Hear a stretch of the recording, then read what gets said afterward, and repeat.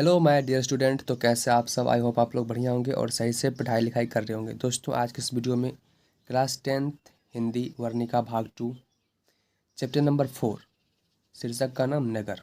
इस चैप्टर में जितने भी सब्जेक्टिव क्वेश्चन है सारे के सारे इस वीडियो में हम जानेंगे।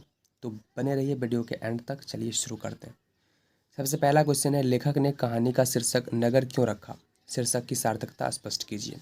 मैं दोबारा से पढ़ देता हूँ। लेखक ने कहानी का शीर्षक नगर क्यों रखा? शीर्षक की सार्थकता स्पष्ट कीजिए।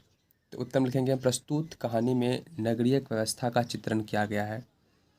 प्रस्तुत कहानी में नगरीय व्यवस्था का चित्रण किया गया है। यहाँ के रोगी जो इलाज के लिए गांव से शहर जा आता है, किंतु अस्पताल प्रशासन उसको टाल मटोल कर देते हैं। उसकी भर्ती नहीं हो पाती है। नगरीय व्यवस्था से शुद्ध होकर ही इस कहानी का शीर्षक नगर रखा गया है। कहानी के शीर्षक में अस्पताल प्रशासन की कमजोरियां एवं मानवीय मूल्यों में निरंतर आने वाली कमी का चित्रण किया गया है। नगरों में रहने वाले लोग केवल अपनी सुख सुविधा में लगे रहते हैं। इन सिद्धांतों से स्पष्ट होता है कि प्रस्तुत कहानी का शीर्षक सार्थक और सही है। तो ये था क्वेश्चन नंबर 1 का उत्तर। अगर आप लिखना चाहते हैं तो वीडियो को रोक लीजिए या फिर स्क्रीनशॉट ले लीजिए, ठीक है, आराम से लिख सकते हैं। चलिए क्वेश्चन नंबर 2 पढ़ते हैं। क्वेश्चन नंबर 2 है, पंपाती कौन थी और वह शहर क्यों लाई गई थी? पंपाती कौन थी और वह शहर क्यों लाई गई थी? तो उत्तर लिखेंगे, पंपाती वल्ली अमाल की बेटी थी। पंपाती वल्ली अमाल की बेटी थी जो मेनिंजाइटिस नामक बीमारी से पीड़ित थी। वह शहर में इलाज करने के लिए लाई गई थी।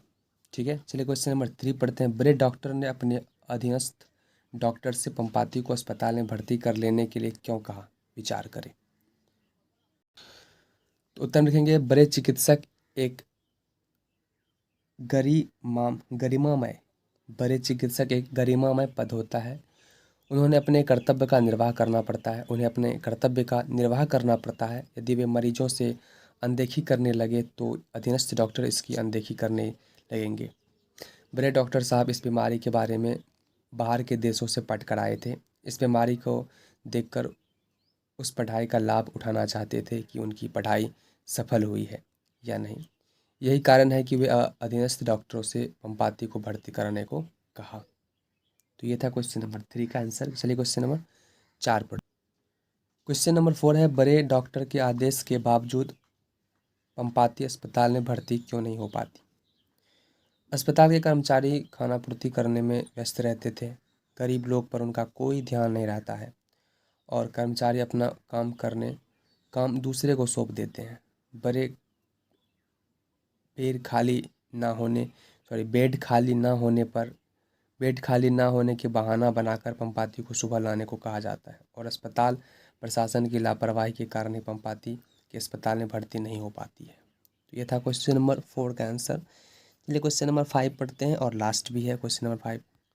क्वेश्चन नंबर 5 है, वल्ली अमाल का चरित्र चित्रण करें। तो उत्तर में लिखेंगे, वल्ली अमाल नगर शिक्षक कहानी की प्रमुख पात्र है। वह एक विधवा नारी है जो बीमार बेटी की इलाज कराने के लिए उसे गांव से नगर ले जाती है। वह पढ़ी लिखी नहीं है। अस्पताल